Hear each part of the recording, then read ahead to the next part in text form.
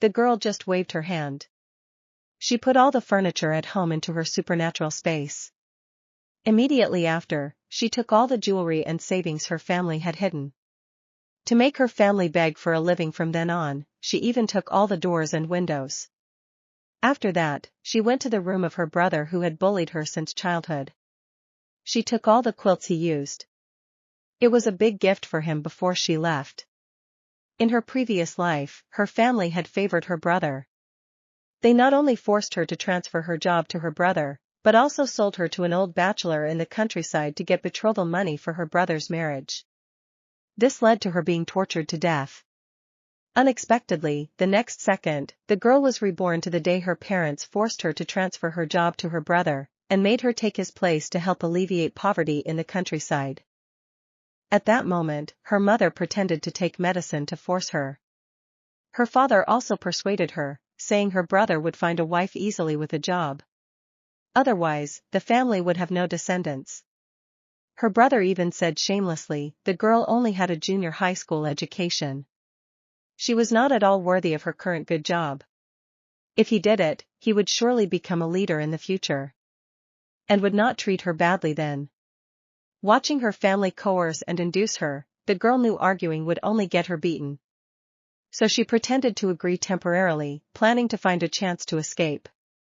Her family was overjoyed when they heard this. They immediately urged her to cook. They discussed buying a bicycle and new clothes for her brother, to let him go to work decently. The girl felt even colder, because all the money her family spent was earned by her hard work. But unexpectedly, at that moment, a resentment system suddenly appeared in front of her.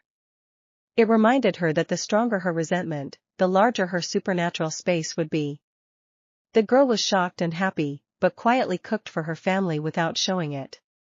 However, the meat she bought to nourish her body, her family did not let her eat a single bite. They gave all of it to her brother, saying a girl would easily get fat if she ate too much meat. The girl was angry but did not say more. But seeing her suddenly so obedient, her mother felt uneasy and scolded her, telling her not to try to escape. Otherwise, they would break her legs if they caught her. The girl could only agree repeatedly. But sneaked into her parents' room while they were eating meat. She found her own money from where they hid it, wanting to test if her supernatural space really worked. Unexpectedly, with a thought, the money entered the space. The girl was overjoyed. At the same time, she made a plan to take revenge and escape from her family.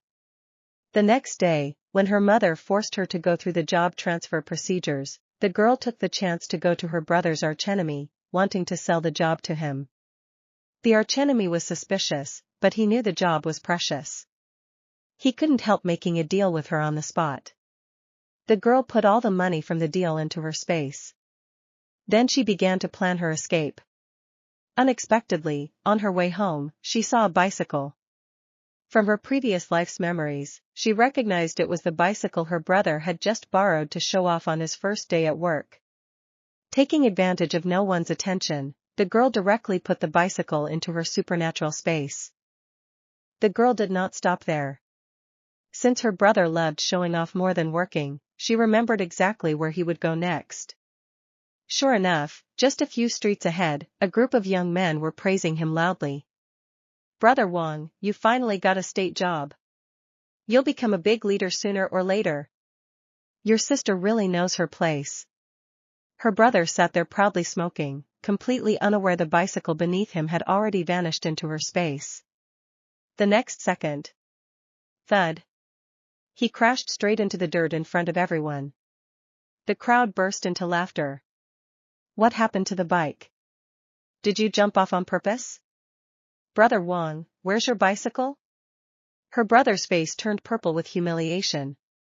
He scrambled around like a madman, insisting someone had stolen it in broad daylight. But no matter how much he searched, the bicycle was gone. The girl hid in the alley, almost laughing out loud. The resentment system chimed again. Resentment value increased. Space expanded by 1 cubic meter. She immediately realized something. The more miserable her family became, the stronger she would grow. That night, the entire family exploded in rage after hearing the bicycle was gone. Her mother slapped her brother repeatedly. "You useless thing. That bicycle was borrowed. How are we supposed to pay for it now?" Her father cursed while smoking furiously. Only the girl quietly lowered her head and pretended to be scared. But inside, she felt indescribably satisfied. Soon, her mother turned the anger toward her again. "It's all your fault," she screamed. "If you hadn't sold your job transfer so slowly, your brother wouldn't have gone out today."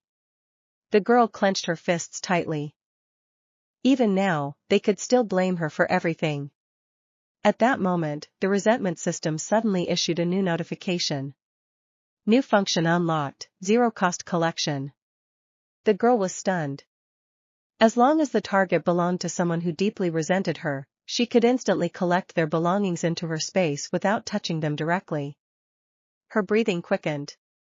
That meant everything in this house could become hers.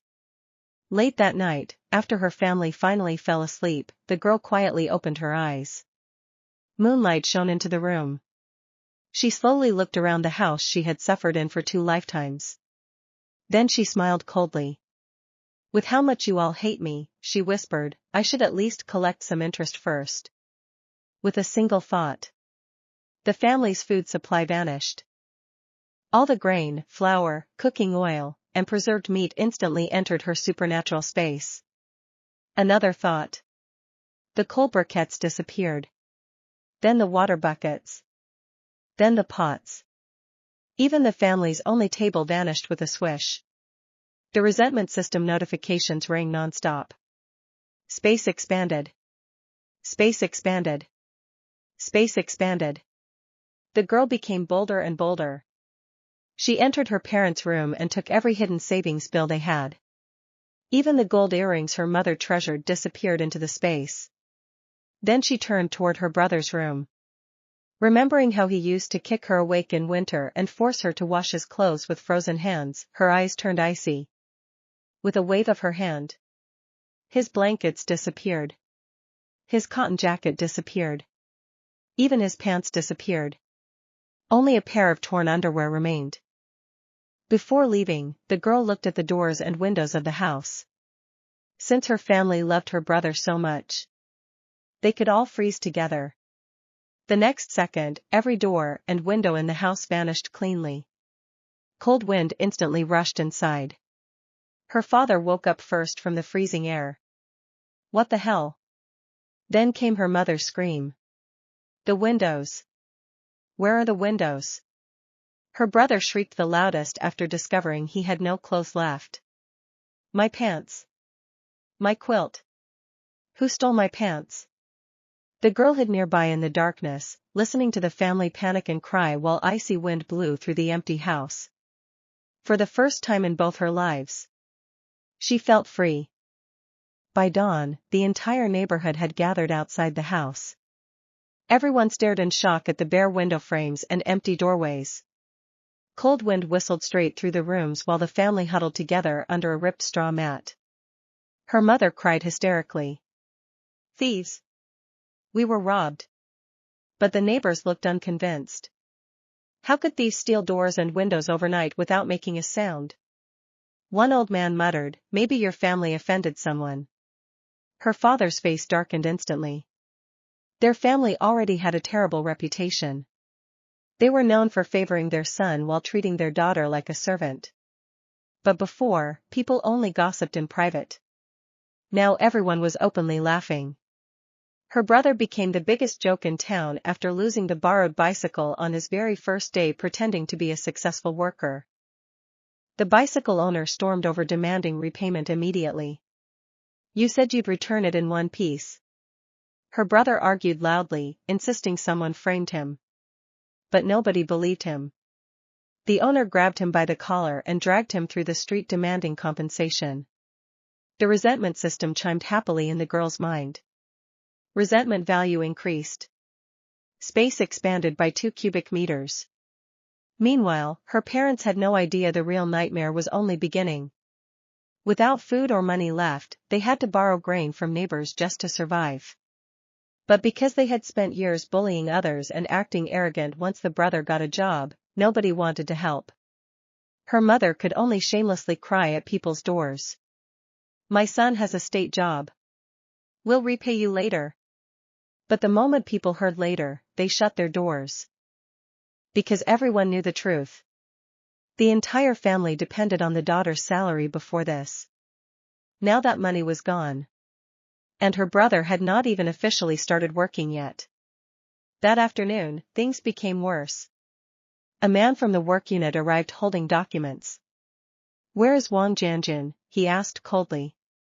Her brother immediately straightened proudly, thinking his leadership future had arrived. But the man frowned. "The poverty relief position has already been legally transferred to someone else yesterday." Her brother froze. "What?" The father shouted, "Impossible. That job belongs to my son." The worker looked confused. "The ownership papers were signed voluntarily. Fingerprints and witnesses are complete." The girl had carefully forged the voluntary family approval using papers she stole from home in her previous life. Everything was legal. Her brother instantly went insane. "You bitch," he screamed toward the girl. "You sold my job?" Before he could finish, her father slapped him hard across the face. "Idiot. Why didn't you watch her properly?" Her mother began beating her chest and crying. "The family is ruined. Ruined." But the girl simply lowered her head and pretended to tremble. Inside, she felt cold satisfaction. In her previous life, these same people had smiled while selling her to a violent widower old enough to be her grandfather. Now they finally understood desperation. That night, the family had only half a bowl of thin porridge each. Her brother, who had always eaten meat while she starved, began screaming from hunger before midnight. Meanwhile, inside her supernatural space, the girl calmly ate steamed buns, braised pork, and boiled eggs she had stored away. The resentment system suddenly spoke again. Detected extreme family resentment. New ability unlocked, spatial freezing. The girl blinked. She tested it carefully on a cup of water nearby. Instantly, the water froze solid. A slow smile spread across her face. Winter was coming soon. And this family no longer had doors, windows, quilts, money, food, or hope. Winter arrived earlier than anyone expected that year. The first snowfall came during the night. By morning, the entire village was covered in icy white frost, and smoke rose from every household chimney except one. Her family's house. Without doors or windows, the freezing wind blew straight through the rooms day and night. The patched blankets they borrowed from neighbors were thin as paper. Every night, the family slept curled together like stray dogs just to stay alive. Her brother suffered the most. The quilts and winter clothes the girl had taken were never recovered. He had once mocked her for wearing patched cotton shoes while he took the warmest clothes for himself. Now his fingers turned purple from frostbite. He screamed constantly. "It's freezing. I can't feel my feet." But her mother could only cry helplessly. They had no money for coal anymore. Her father tried chopping firewood in the mountains, but after years of living off the girl's salary, he had grown lazy. After one day outside in the snow, he caught a terrible cough and could barely get out of bed. The family began falling apart faster than anyone imagined. Then came the debt collectors. First was the bicycle owner. Then the grain lenders. Then relatives demanding repayment for all the money her parents had borrowed while bragging about their future successful son. Her mother hid inside crying every day. Her father started drinking cheap liquor to escape reality. And her brother? Her brother began blaming everyone. "You useless old people," he shouted one night. "If you hadn't raised that bitch so selfishly, would she have run away?" His mother stared at him in disbelief. "You still dare blame us?" she shrieked. "Everything we did was for you." The family erupted into screaming and fighting. The girl watched quietly from outside through the broken window frame. The resentment system notifications rang endlessly. Resentment value increased. Space expanded. Space expanded. Her space had already become as large as a warehouse. Inside, it was warm, dry, and filled with supplies. Stacks of grain. Warm quilts. Meat. Candies. Coal. Even new winter coats she secretly collected from the county market. Compared to her starving family, she now lived better than most villagers. But she still felt it wasn't enough. Because in her previous life, winter had been when they finally sold her. She still remembered her mother smiling while counting the betrothal money. She still remembered begging not to go. She still remembered the old bachelor dragging her by the hair into a freezing mud house. The hatred inside her surged violently. That night, another heavy snowstorm arrived. The wind howled like ghosts outside. Inside the ruined house, her family desperately tried burning broken furniture for warmth. But suddenly, the last flame went out. Her brother panicked. Light it again. There's no more wood, her father roared weakly. The room instantly became deathly cold. Then, silently, frost began spreading across the walls. The girl stood outside in the snow, her eyes calm. She had activated her new spatial freezing ability. The temperature inside the house dropped lower and lower. Her brother shivered violently. It's too cold. Her mother clutched him desperately while sobbing. Her father's lips turned blue. For the first time, fear truly appeared in their eyes. Not fear of poverty.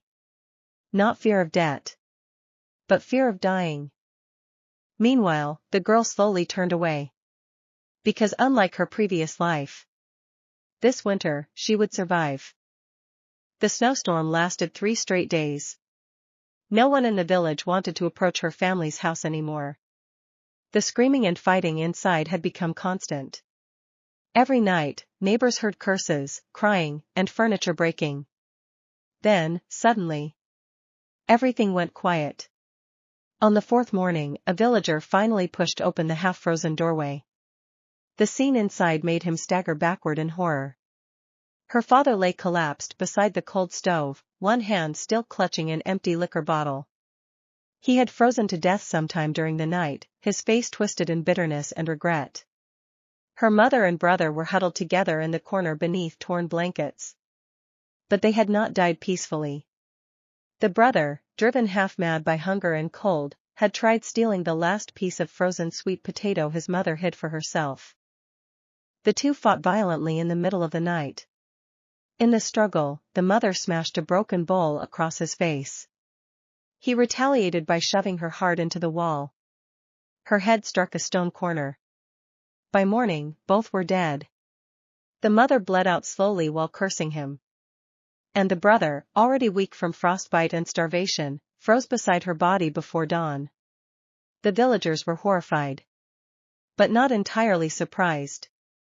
Everyone knew that family had lived selfishly and cruelly for years.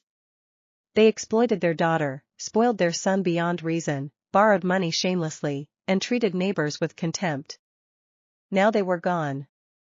And almost no one mourned them. As for the girl, by then, she was already far away in the provincial capital.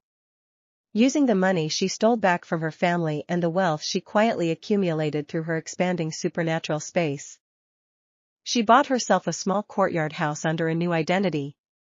For the first time in 2 lifetimes, she owned a room with sunlight. No yelling. No beatings. No orders. Only silence and warmth. She bought herself thick winter coats, leather boots, and soft quilts stuffed with new cotton. Every morning she ate hot meat porridge and steamed buns until she was full. Sometimes she would wake up suddenly in the middle of the night, instinctively afraid someone would drag her out of bed to work. But then she would remember. Those people were dead. No one could touch her anymore. Meanwhile, her supernatural space continued growing stronger. The resentment she carried from her previous life had never fully disappeared. Instead, it transformed into power. She began secretly using the space to collect supplies and resell scarce goods in nearby cities. Grain during shortages. Coal during winter. cloth and medicine during ration periods. Because her space could preserve everything perfectly, she quickly accumulated enormous wealth. Within a few years, she quietly became one of the richest hidden traders in the region. People described her as mysterious, beautiful, and impossibly lucky. No one knew the truth. No one knew that once upon a time, she had been a girl sold by her own family like livestock. One snowy evening years later, she stood outside her large estate watching servants hang red lanterns for the New Year celebration. Children laughed in the courtyard. Warm food filled the air with fragrance. The girl slowly raised her hand toward the falling snow. In her previous life, winter had been the season she died. But in this life, winter became the season she was reborn.